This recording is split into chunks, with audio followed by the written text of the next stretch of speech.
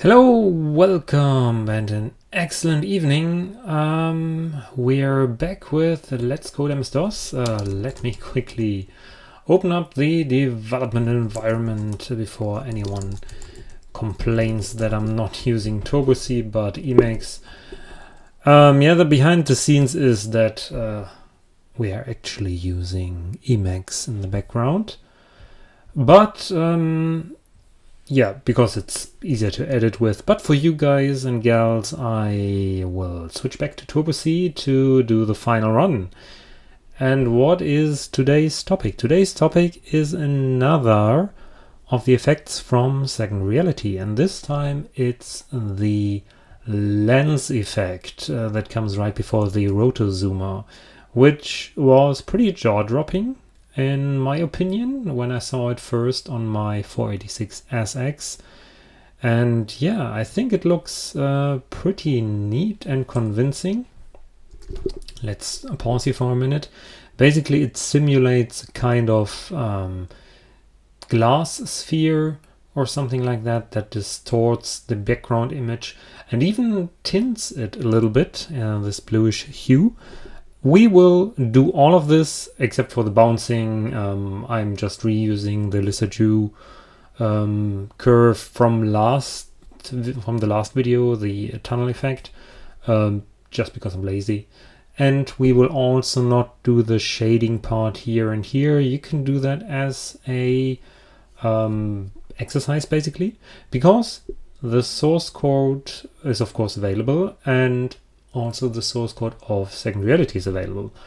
But in my opinion, it's not quite as readable as what we are doing here, and there are not many explanations, obviously. But the graphics are in there as well. Slightly different versions, but there is a sprite that helps you generate this effect. We will get later to how you can achieve this, because we will do the simple version with just the blue tint without the shading here. The graphics from the source archive of Second Reality is also a bit different. The pentagram, for example, is missing, maybe due to censorship reasons, because it's a satanistic symbol or something.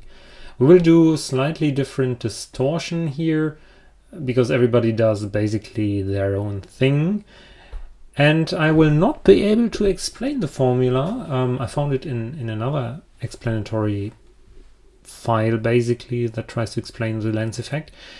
I personally did a lot of computer graphics back in the day, and wrote some ray tracers and stuff, and I would have used some kind like this, simulate a plano-convex lens or something which can magnify things, or a general lens, and then you have all these things and you can put it in the formula, some simplifications basically. And maybe that's what's happening here, but I think not fully. But the important thing is that it works out looking nice, basically.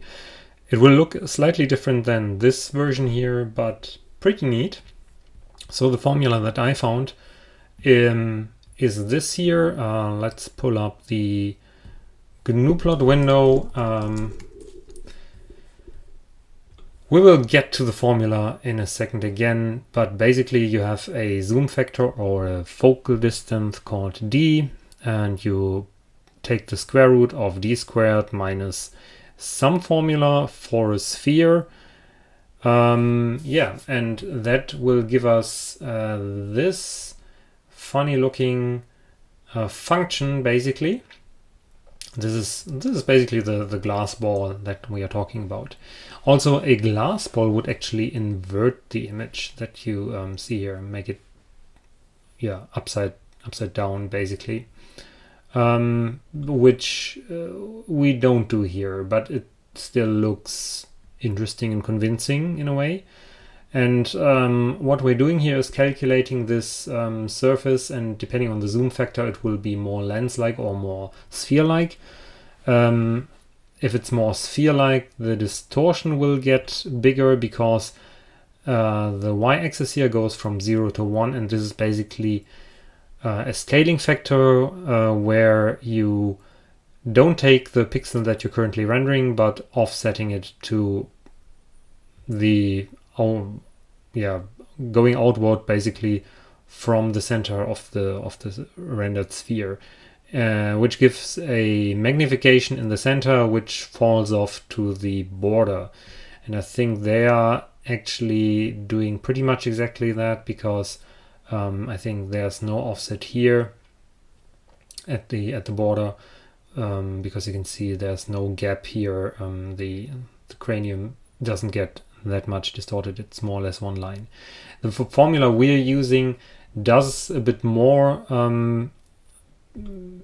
It will produce a bit more distortion at the edges, giving it a more glass-like appearance. So the good thing is we can pre-compute these values. These will be offsets basically that you iterate over the x and y coordinates of the lens, and then you take the offset and take not the pixel right below that, but you subtract the offset and end up somewhere else in video memory. And that's actually pretty simple. The only thing that we need to take care of is to back up the rectangle that encloses the sphere and restore it afterwards. We will do that in the vertical retrace everything, and on a relatively fast 486 that should work fine. This is not super optimized. It will probably flicker on slower machines. You will see some redraw and stuff. You could always switch this to mode X or mode Y, obviously, for page flipping, or do the usual mem copy of either the whole screen or only the affected areas. But I'll leave that up to you. Let's have a look at the code. There are some stubs here.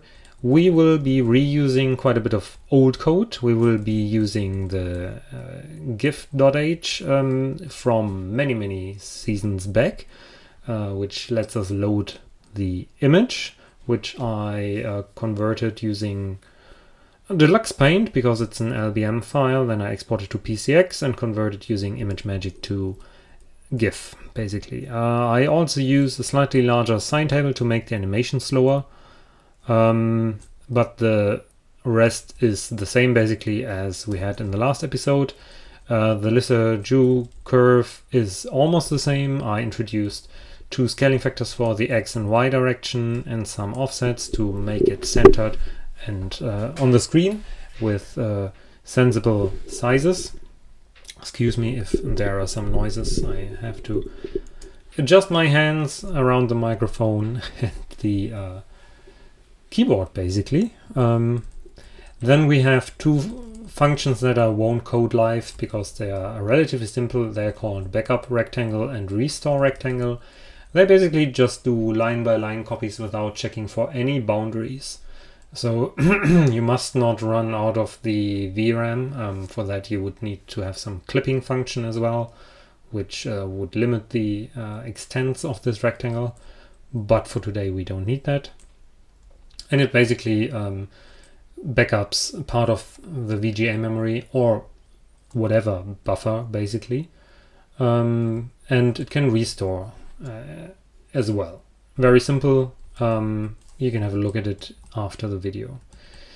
Then we have an init palette, which we will extend at the end of the video to make the tint effect basically. We will have a init lens effect where we pre-compute the offsets, and we have the draw lens which is applied during every frame. So the main function is pretty straightforward. We start at time offset 1 because time offset 0 will be for the init lens to store the basically the background the first time, otherwise we will restore garbage. Then we load the GIF, initialize the sine table, set the graphics mode, initialize the palette, initialize the lens structure, and then we have our main loop. While we did not hit escape, we wait for the retrace and redraw the lens, incrementing the time index. And that's it. And that's all the stuff, and it's more or less what we always do. So we will again need some more global variables that we'll put in here. We will need to define the lens size. You can play around with this. It's depending on how fast your machine is, you can scale it up and down. I found size of 80 pixels of diameter pretty nice. Then for convenience, we also define the lens radius to be the lens size divided by 2. And we define the lens zoom factor to be 16. The lower the number, the more distortion you will get. You can again play around with this. I found 16 to be visually pleasing, but feel free to try out different values. Then we will have a the GIF structure initialized with null. It will be initialized by the load GIF or load GIF function. Then we have the lens array, which is basically all the offset values, like that. They need to be integers because we might go multiple lines, or at least one line back in the video frame buffer, and one line is 320 pixels, and that doesn't fit in a byte. So that's why we take an int here. Then we need a backup buffer for the background to save to. And that will be just a byte array of size, lens size times lens size. Very straightforward. Last but not least, we need the position, the current position of the lens on the screen, which will be just an integer, lens x and lens y. Okay, that's more or less it. Those are all done. The init palette is all done. Okay, now comes the init lens function.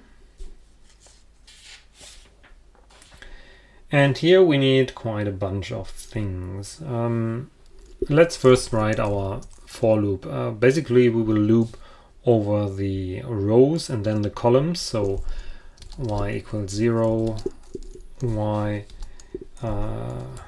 less than, I would first say lens size, but we will have, we will make sure not to compute too much things. So what we'll actually have is a little constant called ls, which is the lens size divided by 2. Because we have symmetry. We only have to compute 1/4 of the function, because as you remember from our plot here, this is basically symmetrical in all quadrants, so we only compute 1 quadrant and then flip and mirror the values, obviously. That's good. So we do that. Furthermore, we will store the square of y, because we'll need it a bunch of times, especially in the inner loop.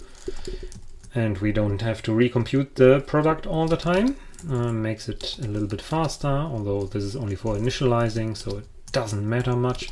Same goes for the columns. We also only need to compute 1 quadrant here. That's that. And I think I can remove that empty line here. And yeah, the question is, what do we actually want to compute? And that's the so-called shift, I'm going to call it. Many of the code that you can find on the internet will call it that. I make sure to have my zoom or focal distance, which we actually have to define here. Actually, I could probably just define this as a float. Makes it simpler. So this is one time where we actually use floats. Lens zoom. That's the constant that we defined at the top. Also we need the y2. the x and the y, and we'll probably also want to, do we want to do that? No, we don't really need that. But for symmetry's sake, also define the x2, which is x squared. Let's do that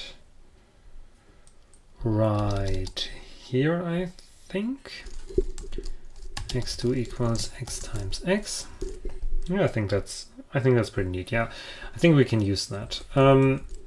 So we want to compute this function, which is a ratio of the focal distance, or whatever you want to call it, divided by the square root of the square of this distance minus something that looks a bit like a spherical equation, which is x squared plus y squared plus z squared equals r squared, but without the z and the r on the other side of the equation. Basically x squared plus y squared minus r squared.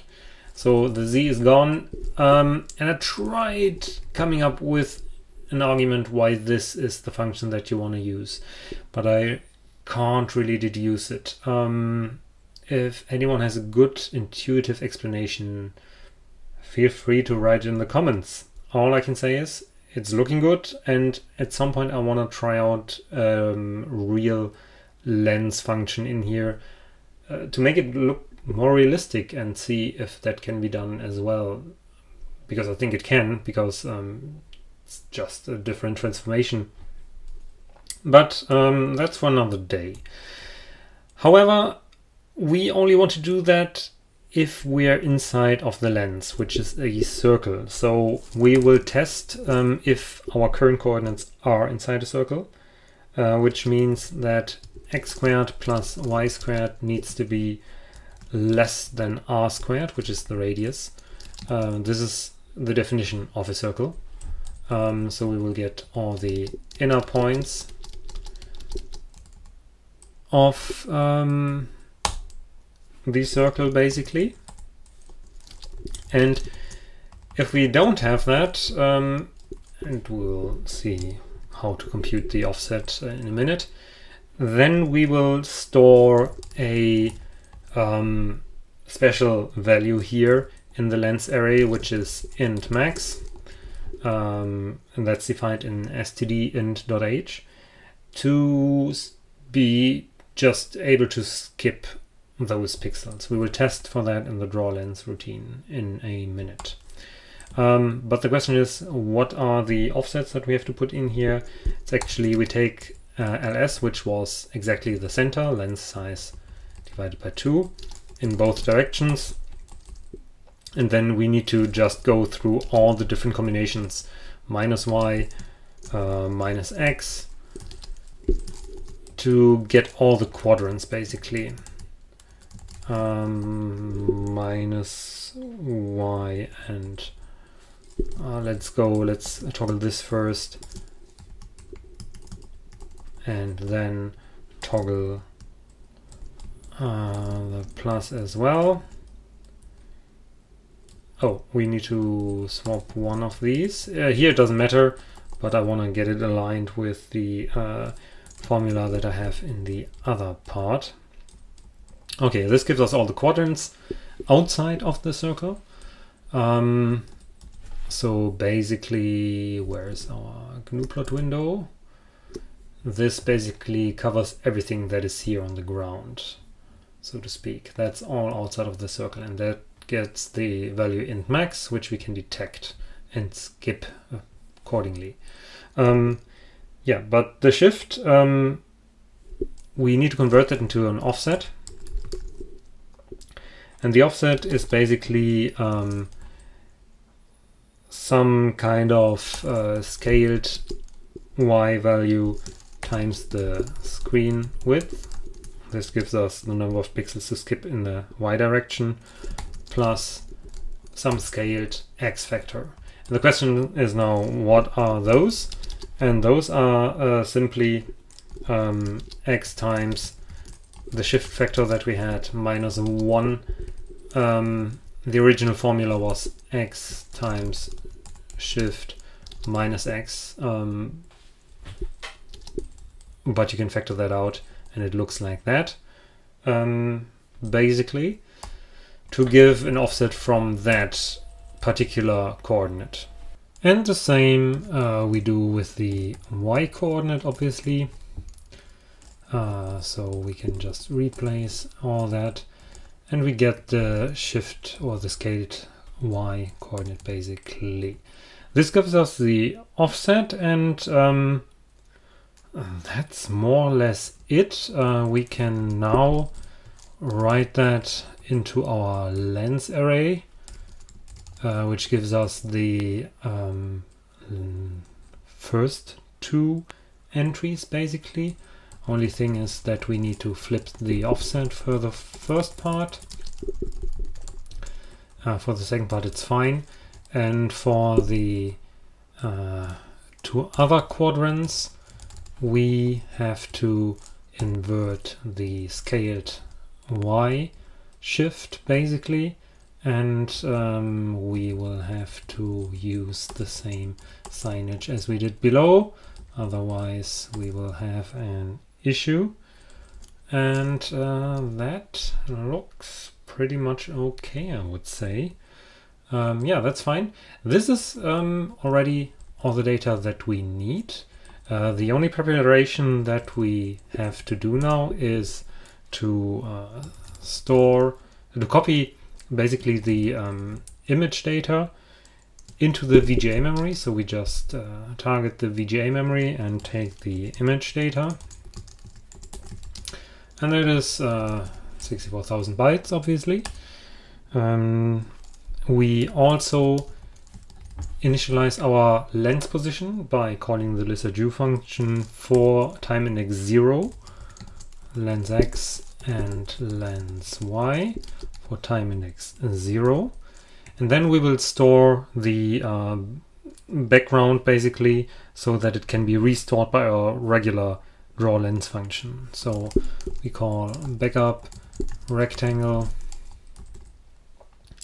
and our destination is the backup buffer of size lens size, lens size. From the VGA buffer at the lens position, and the VGA buffer has screen width times screen height. That should do it nicely. I hope everything builds. Not quite. We haven't defined R2. Okay, there are a bunch of things that I didn't do, which is R2, which is equal to lens R times lens R. Then we are missing IX and IY. And also we need to define offset. Build all, and that's it. The only thing that doesn't work is this. Let's see if we can already see the image when running. Yep, but nothing's happening because we're not drawing anything, but the data structures are all there. The program is working fine. Okay, what do we need to do in the actual draw function? First of all, we need to do the same things here. Backup and restore. First of all, we need to restore whatever was there in the first place. I kept the parameters exactly the same, so I just switched source and destination around in the internals. But basically we can just copy the stuff here, which is pretty nice. Then we also need to call the lizard function to update the position, basically, but this time with the correct time index. And in the main function we started 1 to get the next animation, basically. Doesn't matter much actually, but I think it's nice to have it like that. what else do we need? Oh yeah, we can calculate a temporary position, which we will update. We can compute basically the offset into the VGA memory, which is our usual stuff, lens X plus lens Y times screen width. This is basically where we're starting from, for which we obviously need to introduce a temp variable, but we will also very quickly need an X and a Y for obvious reasons again.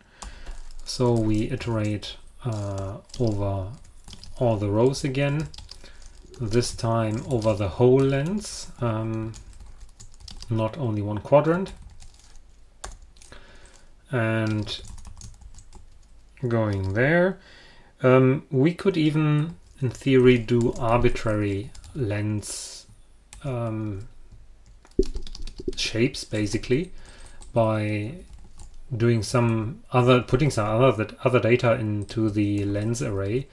Maybe you can try that out. Maybe you can pre-compute some very weird shapes with weird transformations.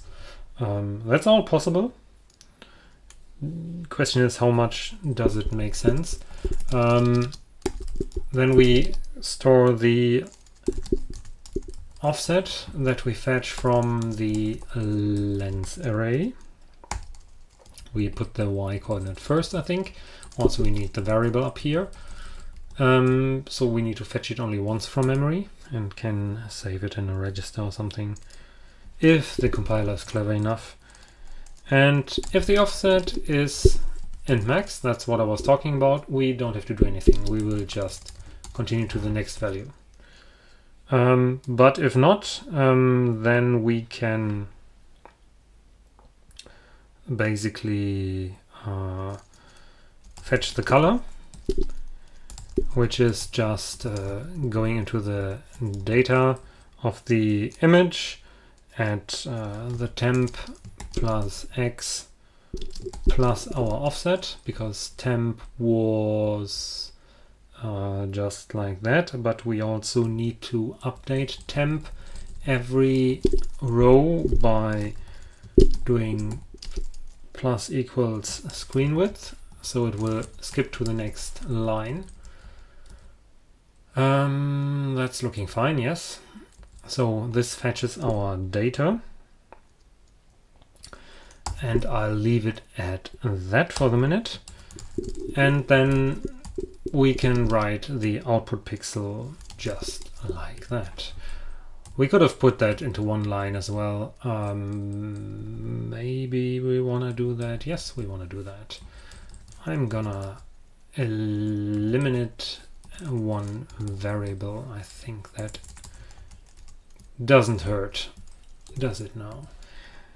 And that's that. That should already be everything that we need to do, but there is... oh, I called this pos because I had one more variable here that we don't even need. Let's do it like this to make a very short program. That's fine.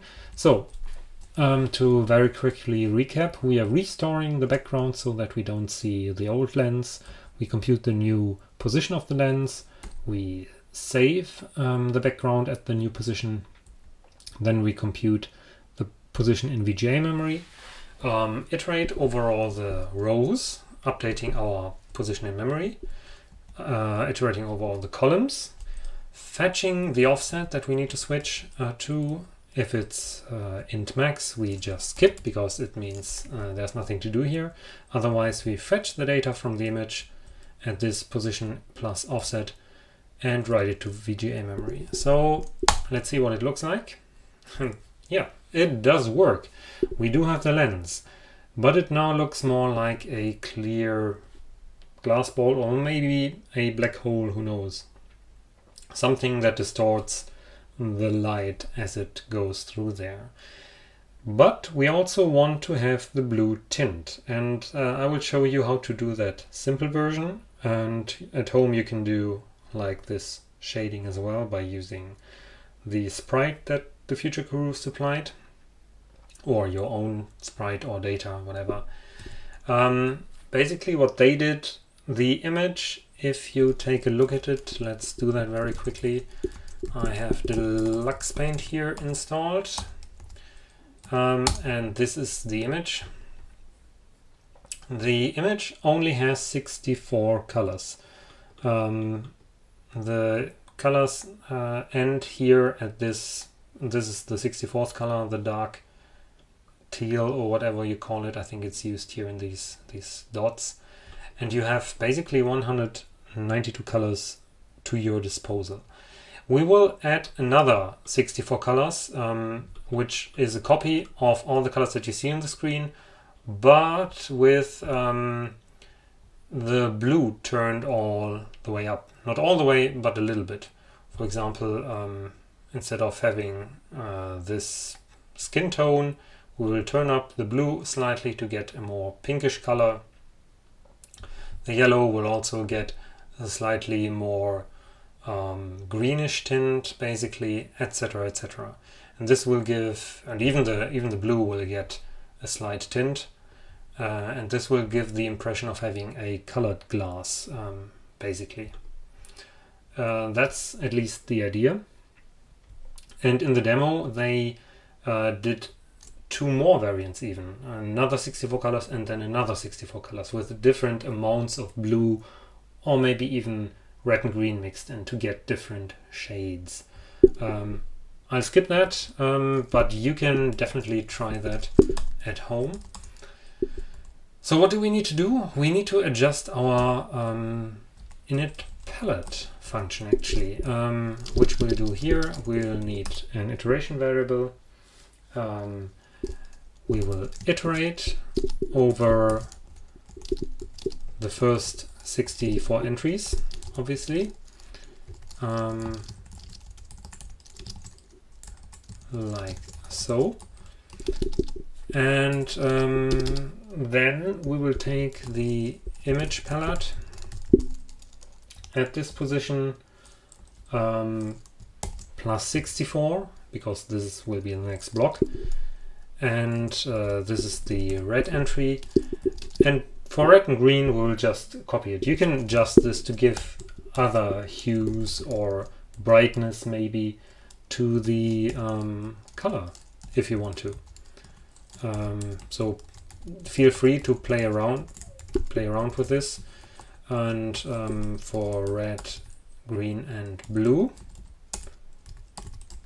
we will do it like this. However, for the blue, we will add, what did I choose? 16, I think, on top of what we have here. But you have to be careful, the value must not go over 63. That's the maximum amount that the VGA DAC can handle. So we will take either that value plus 16 or 63 as the maximum. And this will set the palette. This will not do anything. It will still look like that. We need to do something with the color that we take from the picture. So instead of just taking the image data like so, we will just add 63, I think. No, 64, obviously, on top of that. And that should give us the blue tint. There you go.